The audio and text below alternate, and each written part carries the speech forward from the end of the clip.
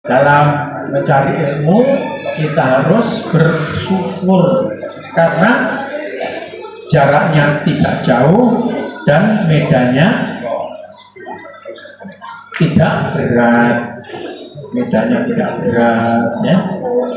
Dalam mencari ilmu kita bersyukur karena jaraknya tidak jauh, tidak bahaya, tidak berat.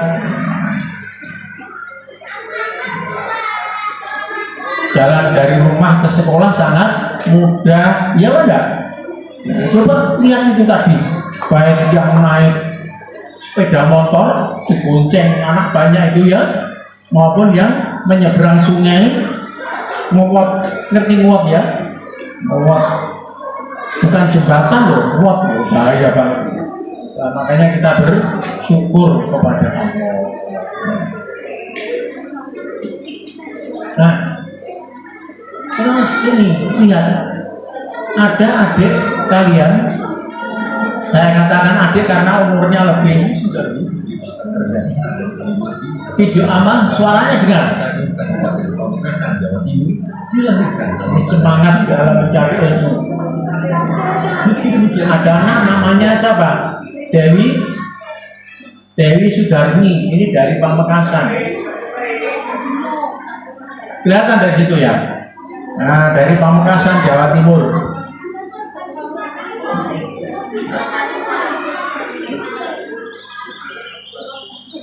Oh, sudah.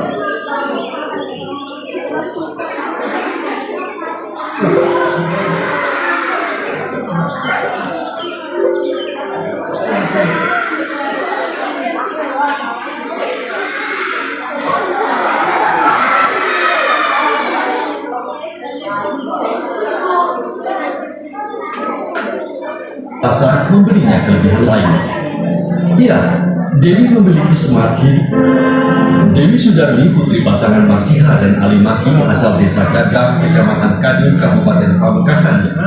Namanya siapa? Dewi Sudarni. Dari mana? Pamekasan. Pamekasan itu mana? Madura ya, jauh. Anak itu mulai kecil cacat. Dilahirkan dalam keadaan tidak memiliki kaki. Nah, tidak memiliki kaki. Ya, Masya Allah. Meski demikian, Tuhan yang Maha Kuasa memberinya kelebihan lain. Iya, Dewi memiliki semangat hidup yang tinggi. Setelah penderitaan Dewi ditayangkan di media massa, seorang pengusaha asal Kalimantan bersimpati dan memberinya kaki palsu agar Dewi bisa beraktivitas secara normal. Kini pagi-pagi ia telah bangun untuk bersekolah. Tetapi sebelum berangkat, ia terlebih dahulu berlatih menggunakan kaki palsunya. Meski belum bisa berjalan secara sempurna, tetapi semangat Dewi luar biasa. Dia coba, dia kakinya kaki palsu kan? Kalau mau sekolah itu latihan jalan dulu. Masih kelas 1 SD. Tapi semangatnya luar biasa. Meskipun cacat, kakinya cacat ya, tapi semangatnya luar biasa. Maka pantaskah kita yang normal, yang sempurna ini aras-arasan sekolah, pantas enggak? Ayo, pantas enggak kalau kita yang sempurnanya malas untuk sekolah? Pantas enggak? Enggak pantas ya. Coba Pak Darmi begitu semangat. Tenang dan terus berlatih setiap hari.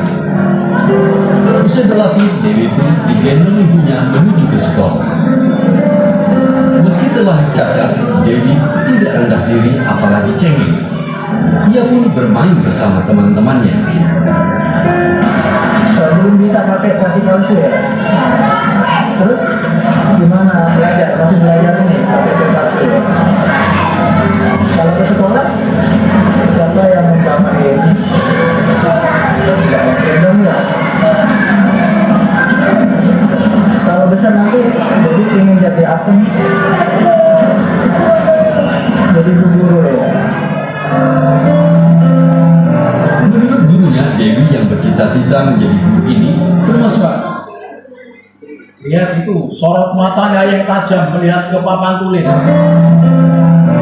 Menurut gurunya, Dewi yang bercita-cita menjadi. Wah itu, dia sangat memperhatikan apa yang diterangkan oleh bu guru. Ya, sangat memperhatikan apa yang diterangkan oleh guru melihat papan tulis. Jadi ketika Pak Guru mengajar tidak diabaikan, tidak sambil gurau, tidak sambil berbincang-bincang dengan teman, tetapi diperhatikan betul-betul sehingga ilmunya bermanfaat. Termasuk siswa yang berprestasi, Nah, dia berprestasi, siswa berprestasi, bahkan mempunyai keunggulan dalam mata pelajaran matematika dan bahasa Indonesia. Nah, matematika itu sulit enggak? Iya, tapi untuk Mbak Dermi dari Sudarmi itu prestasinya bagus, matematika dapat 100 luar biasa. Karena apa? Sangat memperhatikan keterangan guru, dan kalau di rumah itu mau mempelajari apa yang disampaikan oleh guru Pak Guru tadi. Meski baru 7 tahun, tetapi Dewi rajin membantu ibunya yang bekerja sebagai Coba lihat, dia kakinya tidak ada yang satu ya, tangannya yang sebelah kanan juga cacat, tapi dia semangat tiap hari membantu orang tuanya, membantu orang tua. Padahal di bawah terik matahari. mecah batu. Bahkan Dewi seringkali merengek bila Nah itu coba lihat, tangannya yang kanan cacat apa ada? Cacat, kakinya cacat, tapi dia rajin membantu ibunya, padahal di bawah terik matahari panas-panas. tidak diizinkan membantu orang tuanya. Dewi pun rela berpanas-panasan demi membantu orang tuanya memenuhi kebutuhan keluarga. Masya Allah, masih kecil, rajin belajar, rajin bantu orang tua, rajin sekolah, sehingga prestasinya bagus. Jadi kalau kalian ingin menjadi anak yang soleh juga begitu, rajin ngajinya, ya, rajin belajarnya, taat patuh pada orang tua, taat patuh pada bapak ibu guru di madrasah. Ini Mbak Darmi, Dewi Sudarmi kelas 1 sudah menjadi contoh, apalagi ini kelas 5 dan kelas 6 ya. Wah, harus lebih baik lagi. Harus lebih baik lagi. Sementara Marsiha, ibunya, tidak dapat melarang keinginan Dewi untuk membantunya. Demikian laporan Bayi Johari dari Kabupaten Pamekasan, Dia kalau dilarang bantu tidak mau, tetap ingin bantu. Padahal yang dibantu itu pekerjaannya ringan apa berat? Berat, di panas matahari, mecahi batu ya, mecahi tempe enak ya, batu yang pecah, tidak sekali pukul bisa pecah. Masya Allah. Terus ini lagi,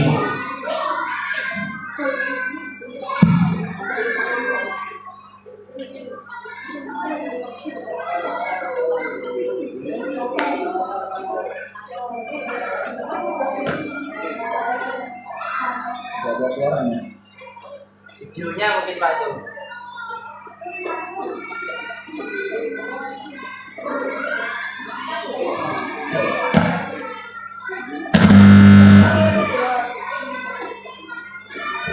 Udah ada suara? Videonya Pak. Hah? Menawi videonya. Videonya 90 katanya. Jadi.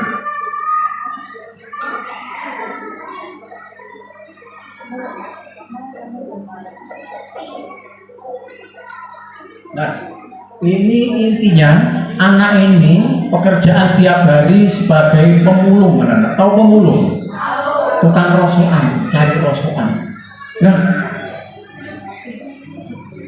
apa ini?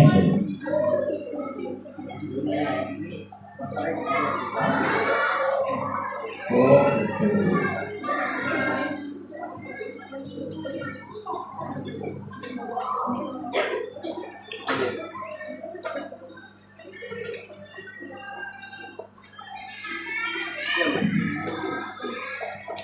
Tidak seperti yang lain.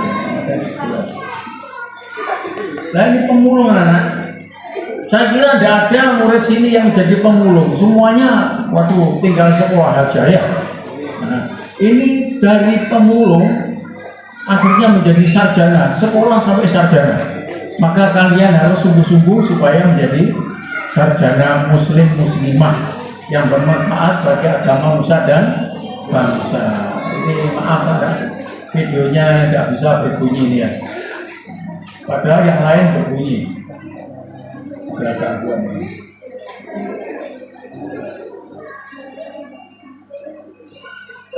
Ini juga tidak bunyi. Atau tahu ada tapi bunyi.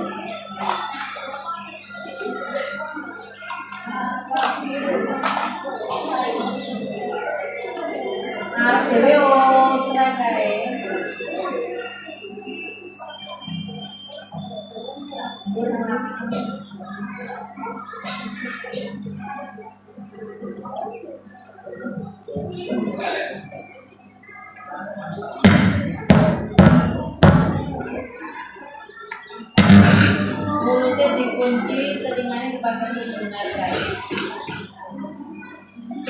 Kemudian Anda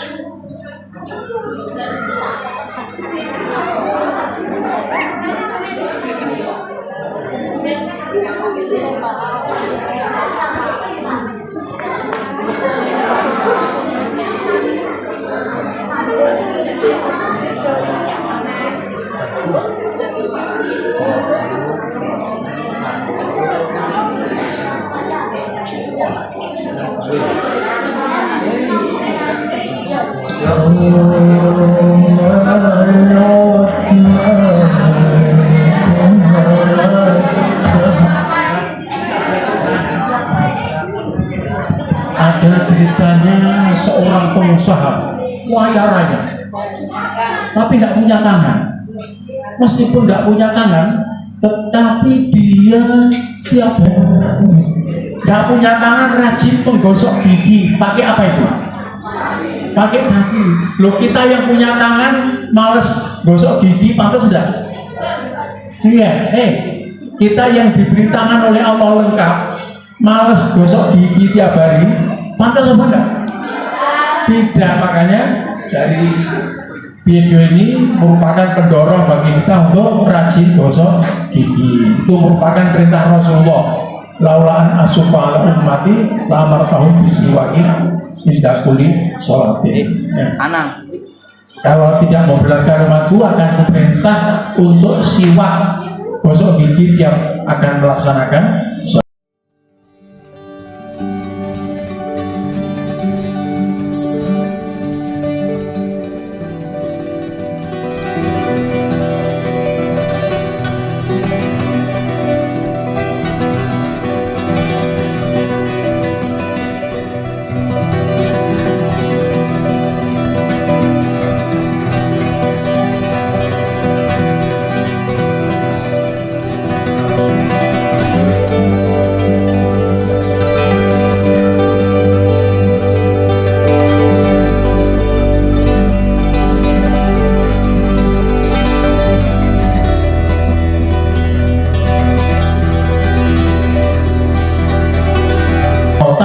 Kalian lihat kalau dia itu buka buku biasa pakai kaki, ya kan? Tapi kalau buka Quran dengan kepalanya, karena apa? Menghormati Al-Quran. Dia tidak punya tangan tapi rajin baca Quran, rajin sholat. Pantaskah kita yang sempurna ini rajin malas untuk sholat, malas baca Quran? Pantas tidak? Ayo. Pantas sama enggak kita yang lengkap tangan kakinya, lalu malas baca Quran, malas sholat? Pantas enggak? Ya. Kok ragu-ragu jawabnya? Yang cacat tangan, cacat kaki, rajin sholat, ya, kemudian baca Quran tiap hari, sedangkan kita yang lengkap, sempurna, aras-arasen, malas baca Quran, malas sholat. Pantas enggak? Pantas apa enggak? Kok ragu-ragu? Pantas apa enggak? Iya, boten enggak pantas, ya. Masya Allah, luar biasa ya. Baca Quran tiap hari.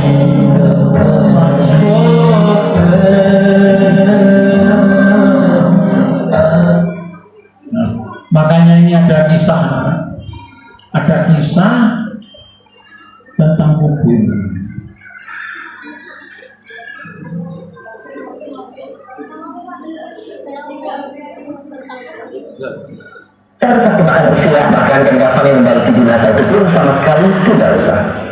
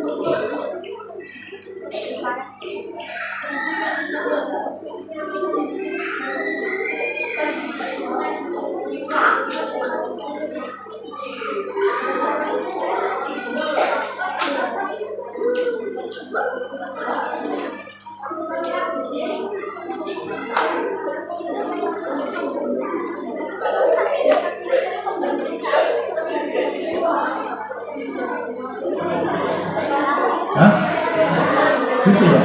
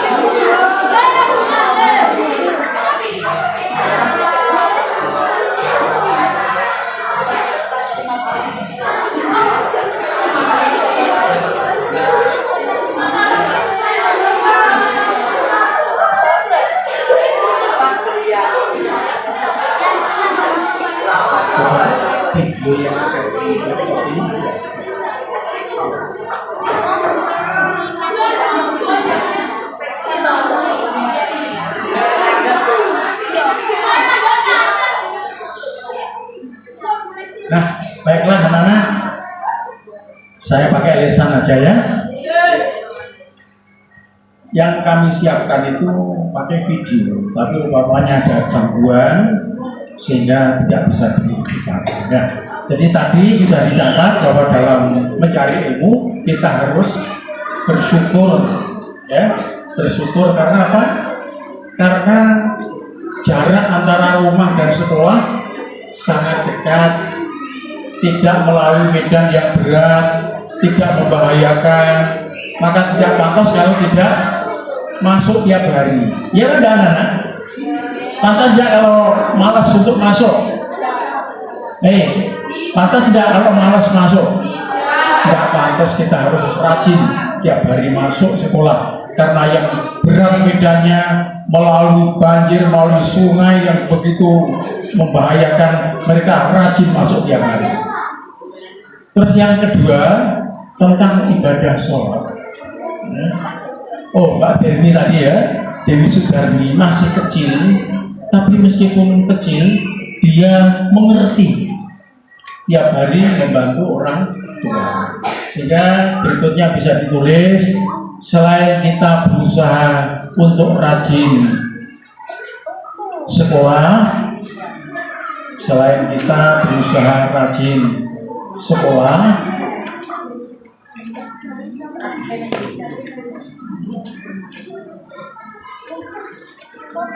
kita harus rajin belajar di rumah. Kecepatan.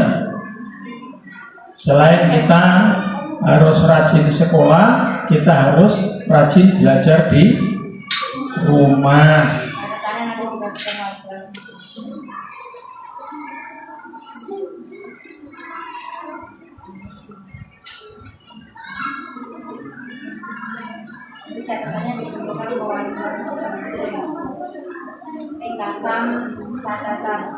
Selain kita harus rajin sekolah, kita harus rajin belajar di rumah dan rajin serta rajin membantu orang tua dengan ikhlas, serta rajin membantu orang tua dengan ikhlas.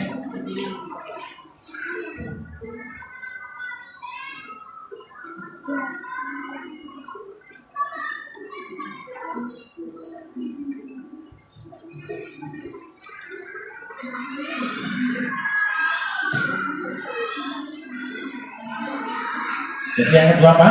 Kita harus coba minta tolong dibaca. Yang ditulis tadi baca. Ayo, salah satu baca.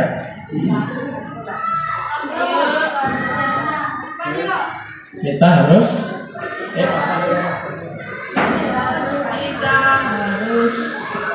rajin di sekolah, kita harus rajin di sekolah dan juga harus rajin belajar di rumah dan membantu orang tua. Ya, dan rajin membantu orang tua dengan ikhlas, karena yang tadi dicontohkan oleh Mbak Dewi Sudarmi yang masih kecil tapi penuh pengertian. Kita yang sudah kelas 6, kelas 5 harus lebih mengerti dibanding dengan mereka. Nah, terus yang ketiga, tadi sebenarnya ada video yang menceritakan tentang jenazah yang dikubur selama 26 tahun. Itu masih utuh. Tapi sayang videonya tidak bisa dibuka ya. Itu sampai disiarkan di TV, disaksikan oleh jutaan orang di Banten. Tahu Banten? Mana Banten itu? Banten kira-kira mana? Iya, di sana, di Serang, Banten sana. 26 tahun dikubur masih utuh. Loh, ceritanya bagaimana? Ceritanya begini. Dulu ada seorang kiai yang ngajar Al-Quran, ngajar ngaji, ngajar sholat, meninggal. Terus dimakamkan di pemakaman umum.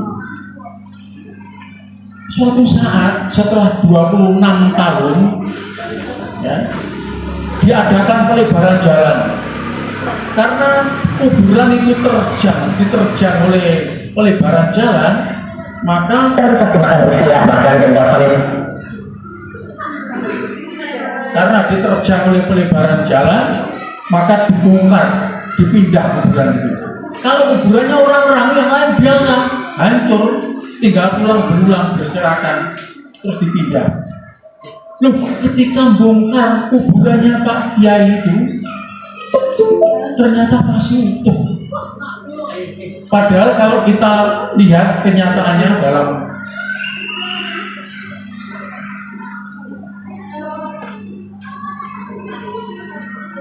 Membantu jenazah itu pun sama sekali tidak usah.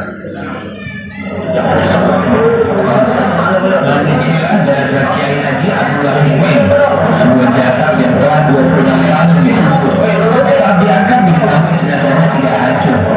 kain kapan pun masih utuh. Ini tidak ada yang sobek. Bukan pada hari Minggu lalu sempat putus usia karena lahan makam terkena pelebaran jalan. Semasa itu, Kiai Haji Abdullah Mukmin merupakan tokoh agama yang sangat disayangi warga. Dia sebagai wakil Pengadilan Agama Tangerang Banten pada saat ini. Coba kita lihat ini. Sayang videonya kurang jelas ya. Ini kain kafannya pembungkus jenazah itu masih utuh, belum ada yang sobek, belum ada yang dimakan apa itu? Iya. Menyampaikan pulang siang, Kiai tersebut juga mengajar membaca dan menulis Al-Quran secara gratis. Kelihatan. Nah ini tanah yang hitam-hitam itu tanah, bukan bolong, bukan lubang-lubang, bukan. Ini tanah, karena di dalam tanah ya kena tanah kan wajar ya. Nah, masih utuh ini. Apalagi jasadnya, badannya masih utuh, padahal 26 tahun. Kalau kita lihat kuburan biasa ini, dalam jangka waktu 1 bulan sudah tidak karu-karuan. Beberapa hari sudah bau, tapi ini tidak, baunya tetap harum, luar biasa. Setelah ditelusuri, ternyata beliau adalah guru ngaji. Nah ini menunjukkan bahwa balasan dari Allah di alam kubur itu benar-benar ada. Kalau orang itu baik, maka ulat yang di tanah pun tidak mau mengganggunya, utuh. Tapi bagaimana kalau orang itu kelakuannya tidak baik? Ingin tahu? Nah, coba ini kita lihat. Bagaimana kalau orang itu kelakuannya tidak baik?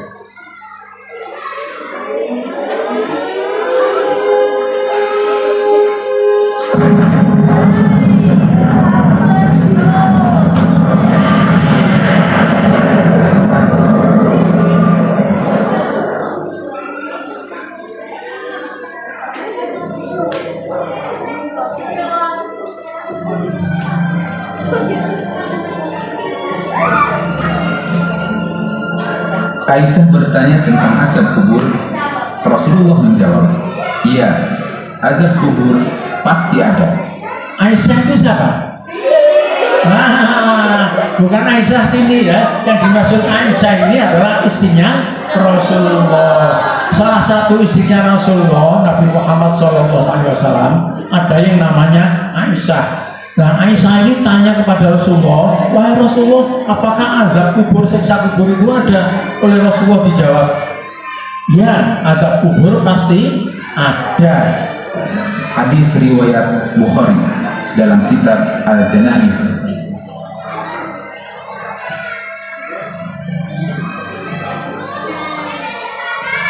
Aisyah radhiyallahu anha meriwayatkan bahwa Rasulullah SAW berdoa dalam salatnya, ya Allah, aku berlindung kepadamu dari azab kubur. Nah, hadis karena ada azab kubur, maka Rasulullah mengajarkan pada kita supaya berdoa kepada Allah dijauhkan dari azab kubur, dijauhkan dari siksa kubur. riwayat muttafaqun alaih.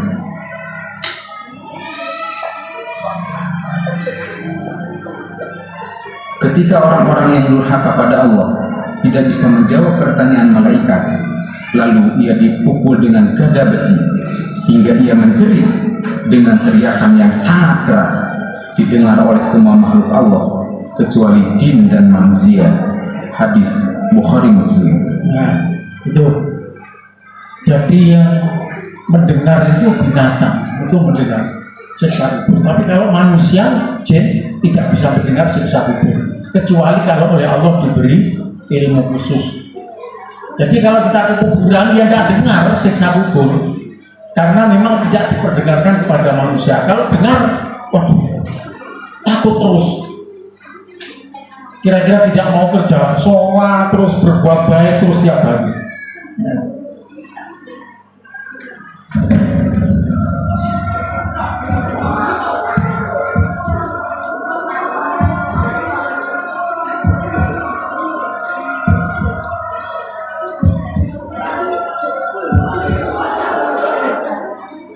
Ini dikisahkan terjadi di Jazirah Arab.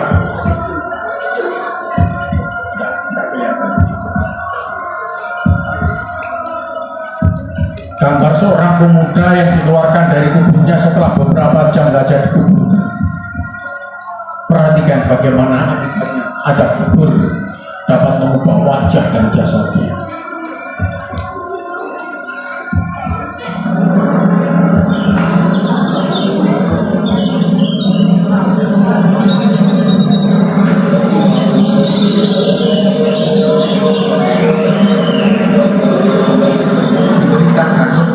Dia adalah seorang remaja muslim meninggal pada usia 18 tahun. Umur berapa? 18 tahun. Dia itu beragama Islam. Umur 18 tahun meninggal dunia. Jadi mati itu tidak harus tua. Ada enggak anak yang mati ketika MI, ketika SD? Ada enggak? Anak yang mati ketika TK ada enggak? Jadi mati itu bisa sewaktu-waktu, tidak harus tua dan tidak harus sakit. Ini dikisahkan ada seorang pemuda umur 18 tahun meninggal dunia. Dikatakan dia seorang remaja yang rusak agamanya dan sering melalaikan sholat. Nah, rusak agamanya dan sering melalaikan sholat. Coba perhatikan lagi. Usia 18 tahun. Diceritakan dia seorang remaja yang rusak agamanya dan sering melalaikan sholat. Nah, rusak agamanya, maksudnya kelakuannya tidak karu-karuan, nakal pol, dan sering melalaikan sholat. Jadi sholat 5 waktu tidak digenepi, kadang hanya 4, kadang 3, tak mesti, atau bahkan kadang-kadang tidak mau sholat. Jadi rusak agamanya, rusak, melengahkan sholat, cakar BDW sholat.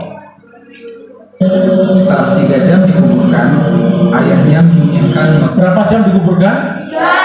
3 jam. membongkar kembali kuburannya untuk keperluan otopsi. Ayahnya memerintahkan supaya anaknya dibongkar kuburannya.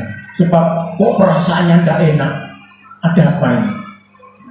Minta tolong kepada orang-orang supaya membongkar kuburnya. Dan apa yang terjadi setelah Itu anak ya. Padahal anak ini ganteng loh, ganteng. pandangan yang sangat mengerikan, rambut yang hitam berubah jadi beruban. Rambutnya itu hitam, anaknya ganteng, tapi berubah. Padahal hanya beberapa jam aja dikuburkan. Masya Allah. Dari mulut dan hidung keluar darah segar, Dari mulut keluar darah segar. Masya Allah. seperti baru saja mengalami kerasnya penyiksaan.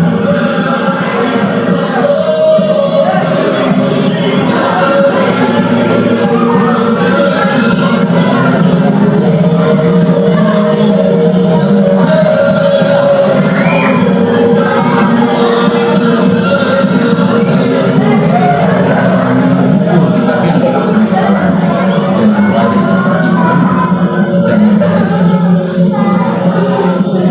Jadi siksa kubur itu benar-benar ada. Kalau orang itu baik banget ya, sangat baik, maka jenazahnya utuh meskipun 26 tahun. Itu tadi kiai di Banten sampai disiarkan di TV. Nah ini masih belum lama dikuburkan, dibongkar, Masya Allah, berubah. Bekasnya disiksa oleh malaikat.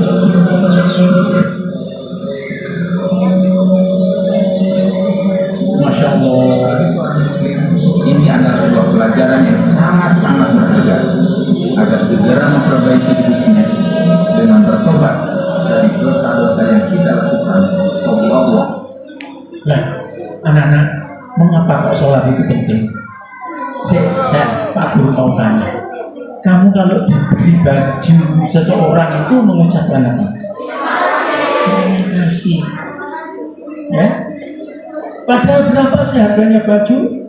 Paling nggak sampai 100.000 ya, baju pramuka paling nggak sampai 100.000 ya. Hah? Masa baju gini 100.000? Ya, paling nggak sampai. Iya.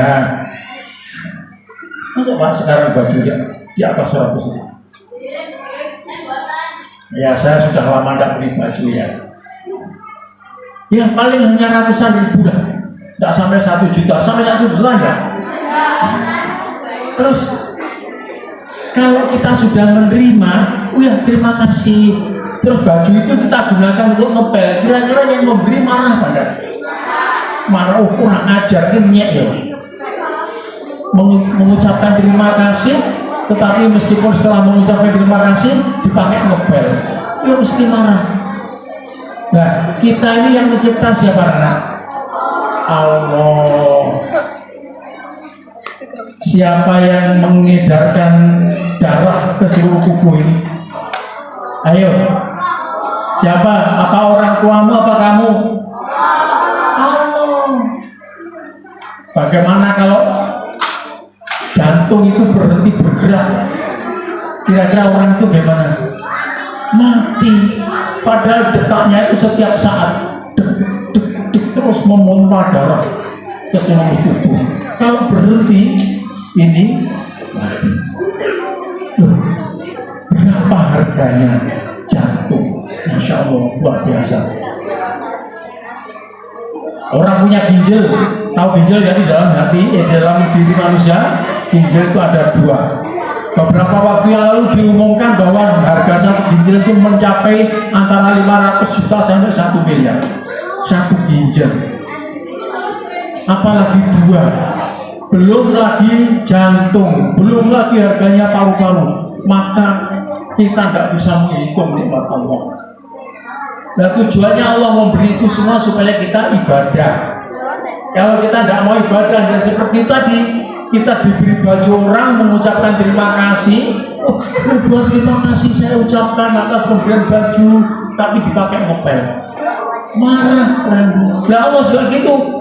Kita diberi hidup, diberi jantung, diberi paru-paru, diedarkan darahnya ke seluruh tubuh. Lalu kalau kita tidak melaksanakan sholat, Allah akan marah dan akan diberikan balasan. Berarti tidak tahu terima kasih. Untuk pada orang aja meskipun mengucapkan terima kasih, beribu terima kasih, tapi kalau buktinya baju yang diberikan dipakai ngepel, orang yang memberi marah enggak? Oh marah. Begitu juga kita diberi hidup oleh Allah, kalau tidak digunakan untuk ibadah, maka kita akan mendapat balasan dari Allah. Dan nanti yang diperiksa pertama kali di akhirat adalah sholatnya. Sholat diperiksa pertama kali. Kalau sholatnya baik, maka insya Allah kelakuannya juga baik. Jadi kalau ada orang Islam sholat tapi kelakuannya jelek, berarti sholatnya kurang baik. Tapi kalau sholatnya baik, insya Allah kelakuannya pasti baik. Karena Allah berjanji dalam Al-Quran, Inna sholata tanha 'anil fahsya wal munkar. Sesungguhnya sholat itu bisa mencegah perbuatan keji dan munkar. Inna sholata, ayo. Ini Quran ya. Inna sholata tanha 'anil fahsya wal munkar. Sesungguhnya sholat itu bisa mencegah perbuatan keji dan munkar. Jadi kalau ada orang Islam sholat tapi kelakuannya tidak baik, berarti sholatnya kurang baik. Oleh karena itu 5 waktu paling sedikit jangan dikurangi. Ya, setelah ini sanggup untuk sholat enggak? Nah, sanggup juga, insya Allah kita sanggup untuk sholat 5 waktu. nanti pulang dari sini zuhur dilaksanakan ya, asar, maghrib, isya, subuh jangan dikurangi sebab balasannya berat. Contohnya tadi dalam waktu tidak lama dikubur ternyata sudah hancur bekasnya dikubur oleh malaikat. Masya Allah, mau dibilang menjadi. Maka kita laksanakan sholat itu dengan sebaik-baiknya ya, mudah-mudahan kita bisa melaksanakan sholat dengan sebaik-baiknya, jangan dikurangi. Syukur kalau ditambah dengan sholat sunnah. Lupa saya masih kecil, oh mati itu tidak menunggu besar. Banyak orang masih kecil, masih SD meninggal juga. Lupa saya masih SD loh, SD kelas berapa? Kelas 5 dan kelas 6. Sudah wajib sholat apa belum? Sudah. Anak itu diajari sholat umur berapa? 7 tahun. Ajarilah adibu auladakum, ajarilah anak-anakmu untuk melaksanakan sholat umur 7 Kalau umur 10 tahun, itu kira-kira kelas berapa? Kelas 3 SD. Kelas 3 SD tidak mau sholat atau sholatnya arah langsung disuruh mukul. Sebab mulai umur 10 tahun ini wajib untuk sholat. Nah, kalian kelas 5 berarti umurnya sudah lebih dari 10. Umur 11, kalau kelas 6 sudah umur 12, maka ini sudah wajib sholat. Jangan dikurangi ya, merupakan cara kita berterima kasih, bersyukur kepada Allah Subhanahu wa Ta'ala. Nah, ini menunjukkan bahwa siksa kubur itu ada.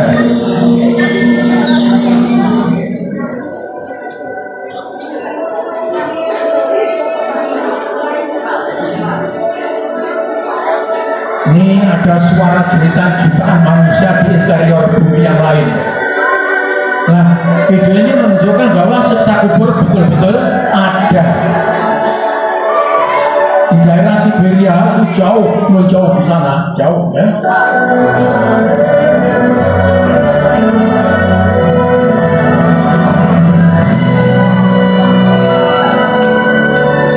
Ada seorang ahli geologi, ahli bumi, itu namanya Dr. Azakov, bersama tim, bersama kelompoknya melakukan sebuah penelitian tentang pergerakan perut bumi di daerah Siberia. Apa yang terjadi?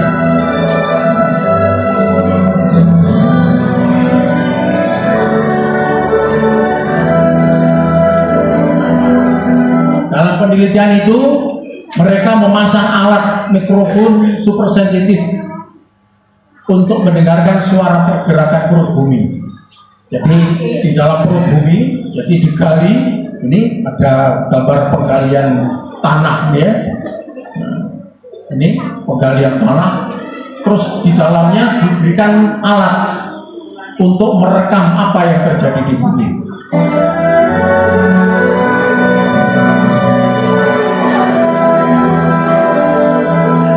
Sebuah penemuan yang sangat mengejutkan ketika mesin penggali sampai pada salah satu kulit bumi.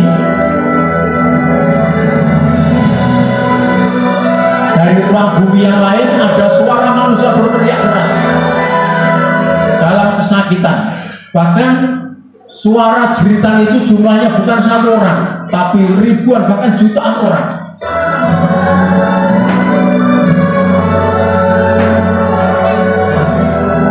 Masya Allah. Bagi seorang muslim, kita tidak akan ragu lagi bahwa suara ini adalah suara manusia yang sedang disiksa di alam kubur.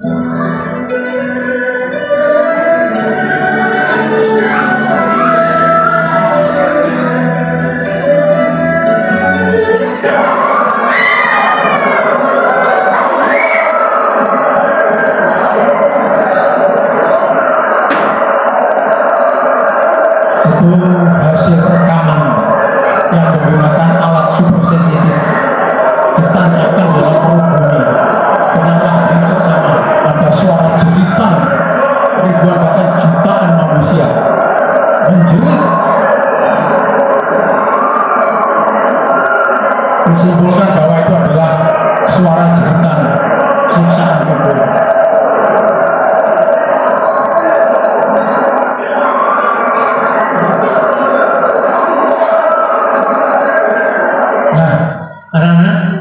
peristiwa itu menunjukkan bahwa siksaan kubur betul-betul ada.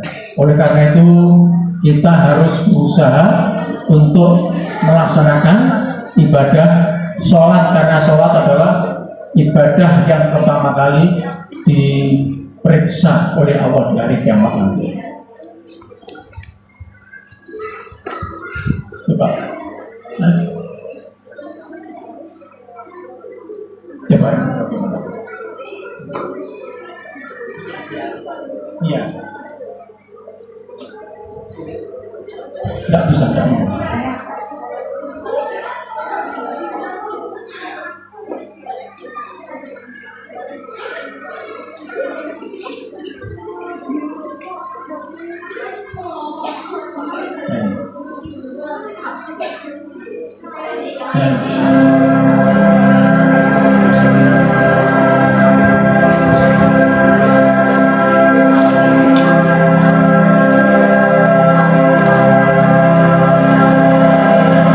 Padahal sih nggak terlalu banget sih. Sebenarnya harapan kamu untuk orang tua kamu apa sih? Ya aku gimana ya? Sebenarnya orang tua tuh seperti itu pasti karena sayang juga. Benar nggak sih? Bener. Masih ragu-ragu dia bilangnya. Sisi juga mau mewakili, mungkin ada yang nggak berani ngomong. Tapi kadang-kadang emang gitu loh. Kayak anak maunya gimana, orang tua maunya gimana, dia suka nggak nyambung. Itu dia susahnya di situ. Nah, Sama orang tua. nah supaya nyambung, nah saya ingin cerita supaya nyambung deh. Soalnya kan selama ini suka nggak nyambung. Jadi ketika itu ada salah seorang sahabat yang ingin membalas kebaikan ibundanya, dan kemudian dia menggendong ibundanya pergi haji, dan jaraknya itu sekian mil, bahkan sampai 6 mil. Dan ketika ibundanya bergerak sedikit saja, maka lukalah kulit sahabat itu.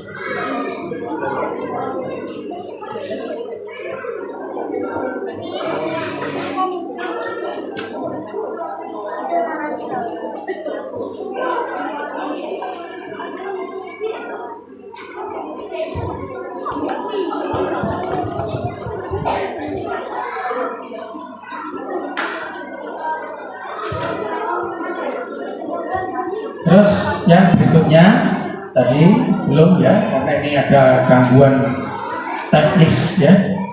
Berikutnya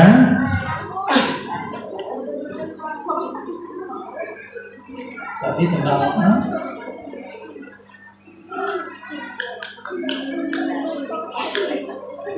Coba.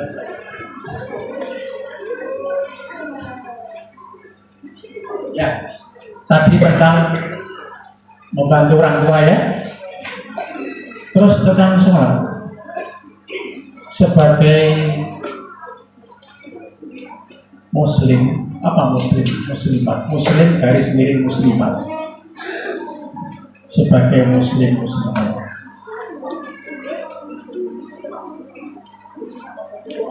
kita diperintahkan oleh Allah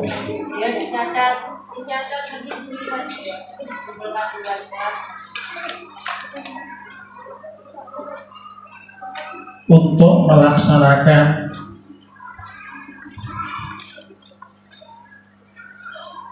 ibadah, terutama ibadah sholat.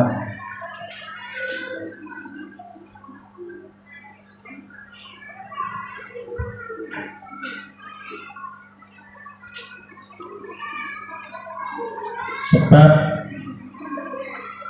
yang diperiksa pertama kali nanti di hari kiamat adalah sholat, tentang sholat. Bab yang diperiksa pertama kali nanti di hari kiamat adalah tentang sholat. Apabila sholatnya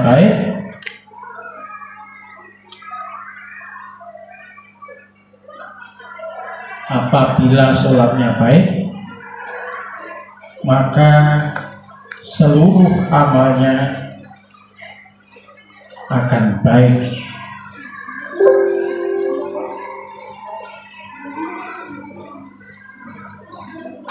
Baterainya lemah, sudah minta di cas.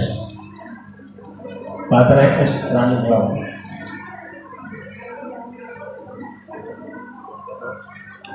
Kalau sholatnya baik, seluruh amalnya akan baik. Dan kalau sholatnya jelek, maka amalnya akan jelek.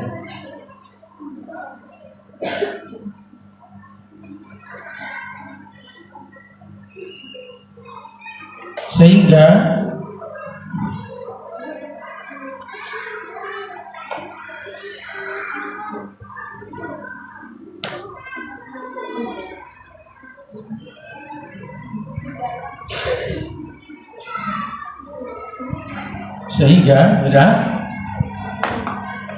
apabila orang Islam melaksanakan sholat,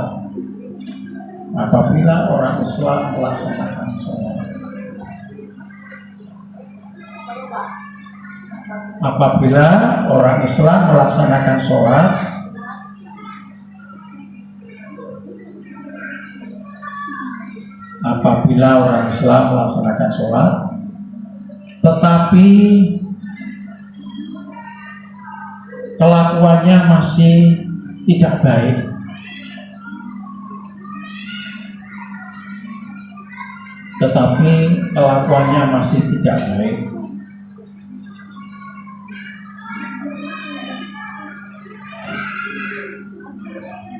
berarti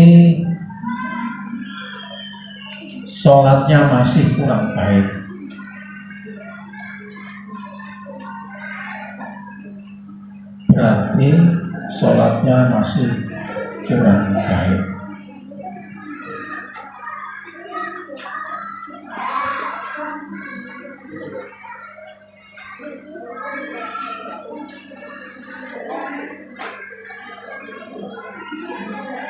Jadi apabila ada orang Islam melakukan sholat tetapi kelakuannya tidak baik, berarti sholatnya masih kurang baik. Diperbaiki terus ya.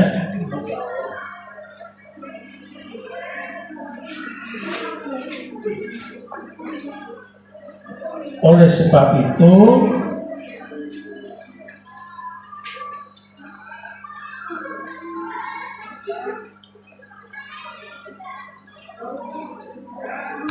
kita sering berdoa kepada Allah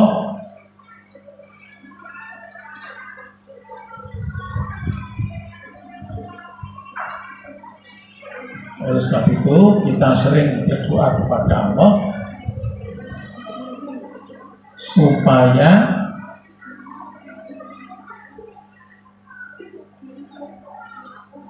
sholat kita baik,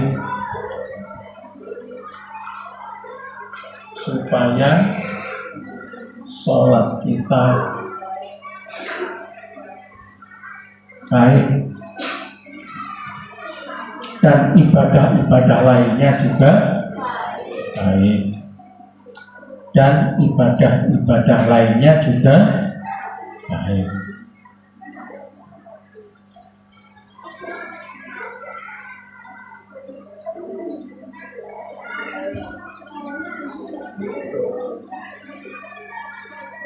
Dengan doa SPP, apa SPP? SPP itu apa? Sebagai berikut. Dengan doa SPP itu sebagai berikut. kamu tulis sebagai berikut juga malah lebih baik. Kalau disingkat SPP sebagaimana berikut. Titik 2 ya.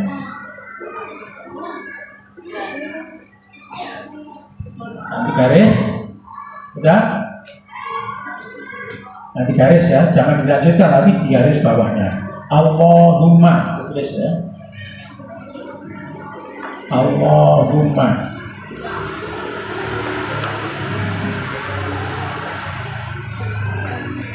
Terus sama dengan ini maksudnya apa? Artinya ya.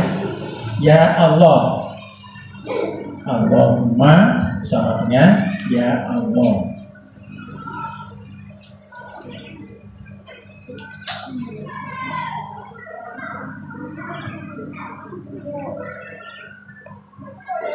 A'inni pakai ain. A'inni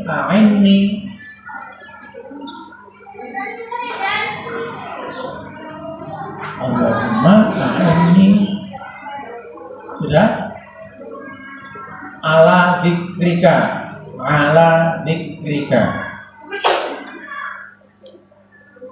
Allahumma tadi artinya apa?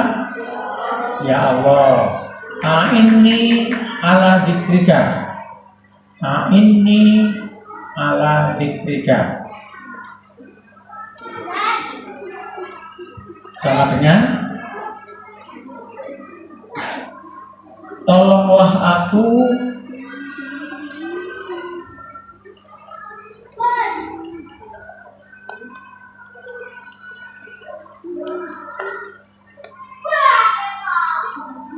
sudah agar aku senantiasa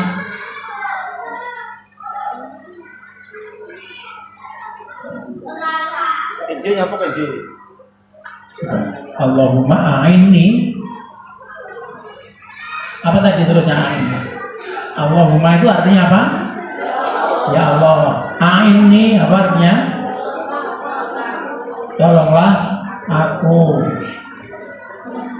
Ala dikrika. Ala dikrika sudah tulis. Allahumma a'inni ala dikrika sudah. Ya Allah, tolonglah aku agar aku selalu zikir kepadamu. Tolonglah aku agar aku selalu zikir kepadamu. Tolonglah aku agar aku selalu zikir kepadamu.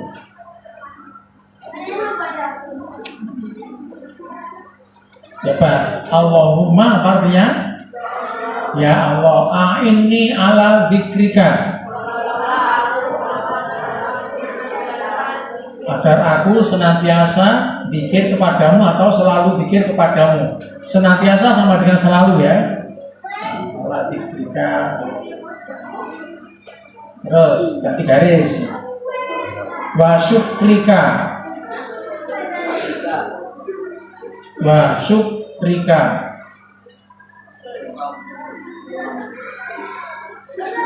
Ya. Dan agar aku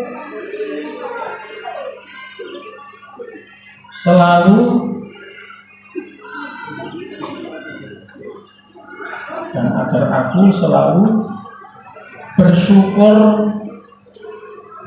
kepadamu.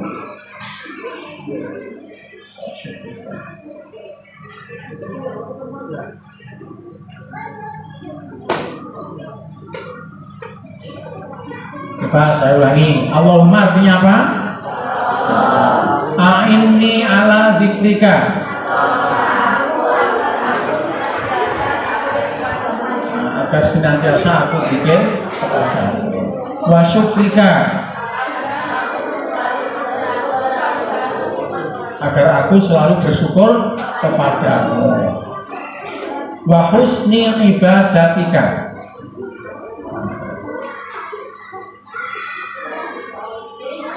Wa husni ibadatika.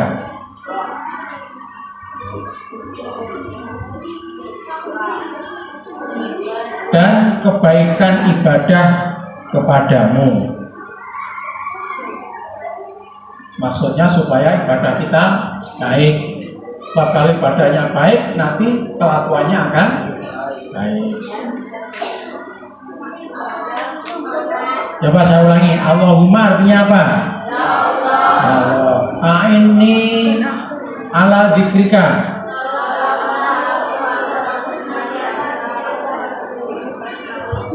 Agar aku senantiasa zikir kepadamu. Wa syukrika, agar aku selalu bersyukur kepadamu. Wa husni ibadatik, dan kebaikan ibadah kepadamu. Jadi kita mohon agar kita ini selalu zikir kepada Allah, ingat kepada Allah. Zikir itu ingat ya, dan juga mengucapkan kalimat-kalimat zikir. Kalimat zikir itu banyak sekali. Bisa la ilaha illallah, bisa juga tasbih, subhanallah termasuk zikir. Alhamdulillah ini juga termasuk zikir. Jadi banyak. Coba supaya hafal, ini doa yang sangat baik kita baca setelah kita sholat.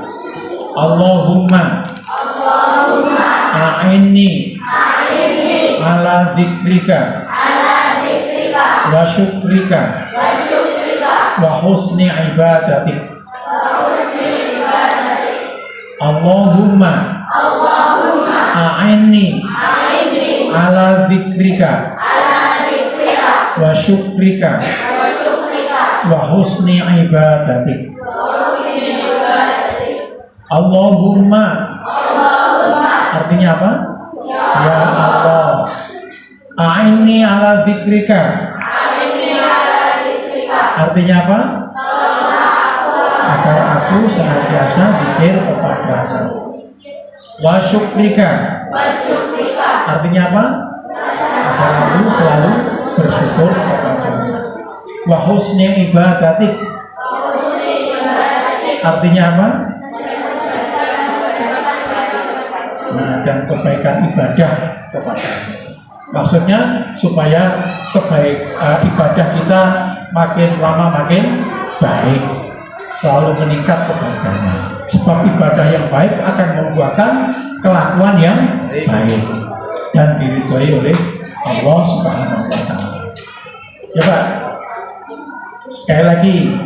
Allahumma a'inni ala dzikrika wa syukrika wa husni ibadatik.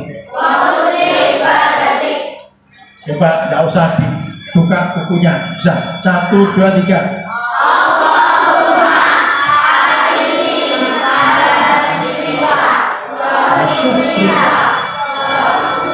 Wa husni ibadatik. Coba sekali lagi, 1, 2, 3. Allahumma a'inni ala dzikrika wa syukrika wa husni ibadatik. Lagi. Allahumma a'inni ala dzikrika wa syukrika wa husni ibadatik. Ini yang perlu kita baca selesai kita sholat. Artinya apa? Allahumma artinya apa? A'inni ala dzikrika.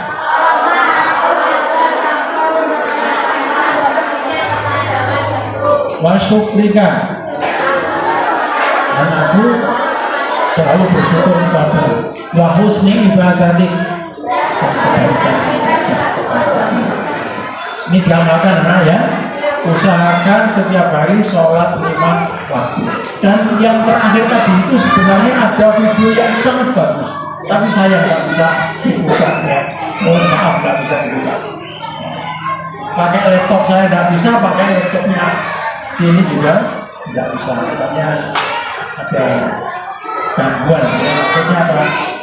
Ya, kerusakan, ada kerusakan. Ya, terus yang terakhir, kita harus tetap beribadah kepada Allah dan berusaha memperbaikinya, serta jangan lupa untuk berbakti kepada kedua orang.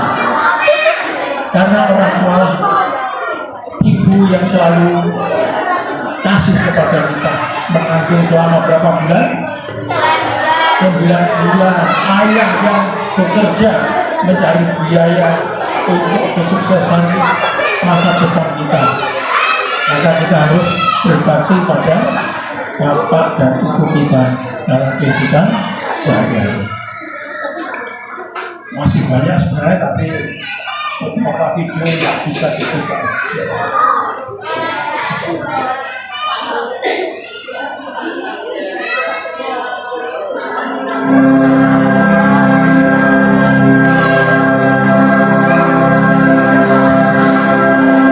Masih ragu-ragu gitu bilangnya. Sisi juga mau mewakili, mungkin ada yang nggak berani ngomong, tapi kadang-kadang emang gitu loh, kayak anak maunya gimana, orang tua maunya gimana, dia suka nggak nyambung, jadi ya susahnya di situ. Nah, Ulangi ini anak-anak, khususnya orang tua. Banyak anak-anak yang kepada orang tua saya ingin ini cerita tidak mau nggak mentaati. nyambung, soalnya kan sekarang suami suka nggak nyambung. Karena kemauan anak dan kemauan orang tua itu tidak sama. Ketika itu Nah, supaya bisa Ada nyambung, seorang sahabat diterangkan oleh yang ingin membalas kebaikan ibundanya, perhatikan sebaik-baiknya. dan kemudian dia menggendong ibundanya pergi haji, dan jaraknya itu sekian mil, bahkan sampai 6 mil. Dan ketika ibundanya bergerak sedikit saja, maka lukalah kulit sahabat itu. Tapi dia terus berkata, aku ikhlas ya Allah untuk ibunda. Dia berjalan terus di bawah terik sinar mentari di padang pasir, hingga akhirnya dia tiba di Ka'bah. Bahkan ketika tanah pun hidupnya yang digendongnya, dan terus digendongnya. Bahkan penuh dengan luka pun dia ikhlas menerima itu, karena dia berpikir ini yang mungkin aku bisa lakukan untuk ibunda. Dan kemudian setelah itu dia menghampiri Nabi Muhammad dan bertanya, ya Rasulullah, aku sudah Dulu ada sahabat kaitannya dengan video ini, ingin membalas kebaikan orang tuanya. Karena ayahnya sudah meninggal, maka dia ingin membalas kebaikan ibunya dengan cara menghajikan ibunya. Karena rumahnya di sekitar Mekah sana, jaraknya dengan Ka'bah sekitar 6 kilo, ya. Karena dia miskin, maka ibunya digendong dalam perjalanan menuju Ka'bah untuk melaksanakan ibadah haji. Digendong karena berat bebannya orang tua, sampai punggungnya ini lecet. Ngerti lecet? Apa, keluar darahnya, melicet, ya, keluar darahnya. Apa-apa, saya keluar darah tidak apa-apa. Yang penting saya bisa menghajikan ibu saya. Haji, setelah ibadahnya selesai, dia matur kepada Rasulullah, wahai Rasulullah, saya ingin membantu orang tua, ingin membalas budi orang tua dengan saya hajikan. Apakah sudah cukup bisa membalas? Apa kata Rasulullah? Kata Rasulullah, belum cukup. Dia ibundaku dari rumah sejauh 6 mil, dan kemudian ibundaku aku ajak untuk bertawaf dan berhaji. Sudahkah aku mampu membalas kebaikan ibunda? Ternyata Rasulullah menjawab, belum cukup. Belum cukup. Jadi meskipun menghajikan orang tua, belum cukup untuk membalas. Mengapa? Mengapa begitu? Menggendong kemana-mana. Bukankah ibundamu yang dulu ketika engkau tak berdaya, kemudian menggendongnya setiap hari, dan ketika engkau menangis, Perhatikan ya, supaya ilmunya manfaat. dengan penuh cinta dan kasih sayang.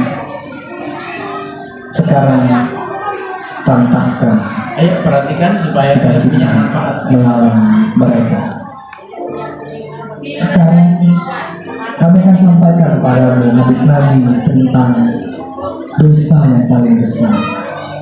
Lihatlah dengan hatimu.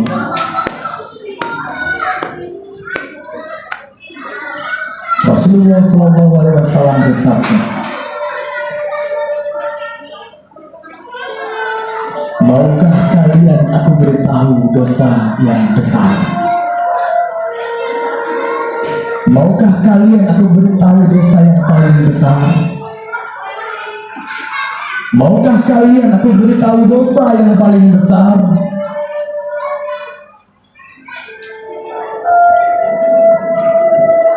Para sahabat menjawab ketika itu, tentu saja ya Rasulullah. Kemudian Rasulullah menjawab, yaitu mempersekutukan Allah dan berani kepada orang tua. Tahukah engkau dosa yang paling besar? Yaitu mempersekutukan Allah dan berani pada orang tua.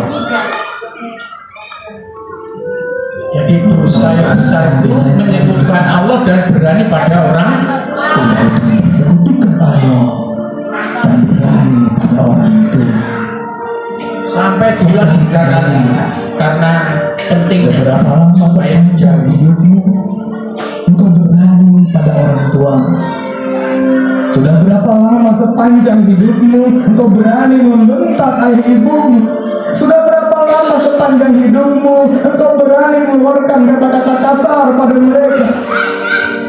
Sudah berapa lama sepanjang hidupmu engkau hanya bisa membuat air mata yang menetes karena kelakuanmu?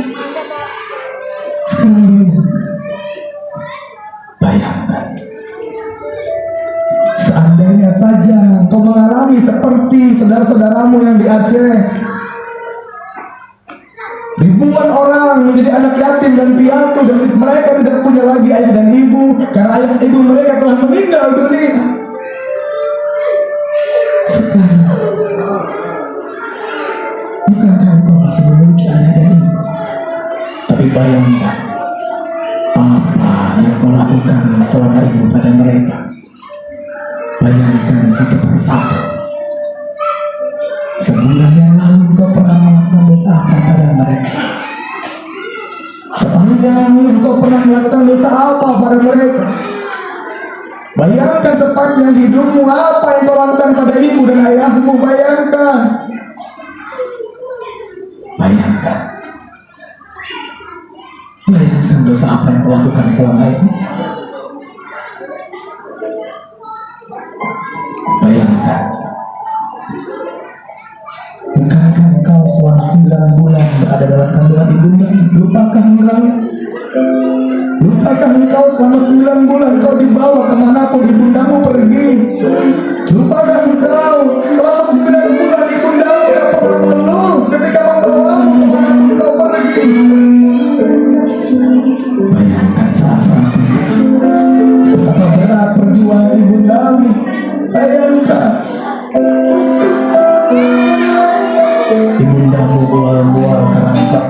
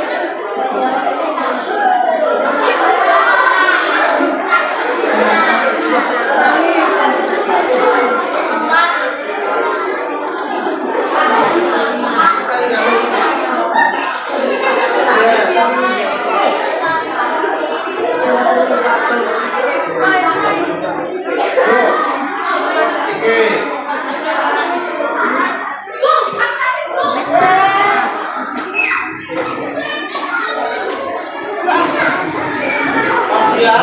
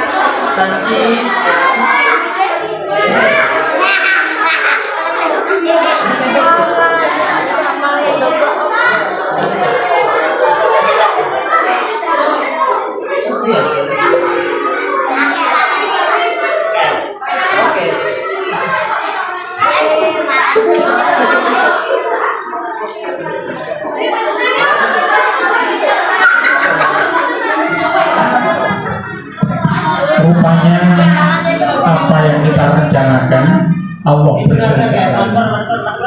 Sebab apa? Sebab tayangan yang paling terakhir itu Ibunda tadi penjelasan kenapa kita harus berbakti pada orang tua itu dijelaskan dalam video tadi. Sebenarnya sangat bagus, tapi karena ada kerusakan di videonya maka tidak bisa dibuka. Dan Pak Nur minta maaf ya, minta maaf. Mudah-mudahan suatu saat nanti Allah beri kesempatan kepada kita. Sebab semuanya itu tergantung Allah. Kalau Allah menghendaki tidak bisa. Kami sudah menyiapkan, ternyata error. Pakai laptop saya error, pakai laptopnya MI juga error, tidak bisa. Semoga kekhilafan kita, kesalahan kita diampuni oleh Allah Subhanahu wa Ta'ala. Dan mudah-mudahan kita semua menjadi manusia yang soleh, manfaat di sini buat dunia. Terima kasih, mohon maaf. Assalamualaikum warahmatullahi wabarakatuh.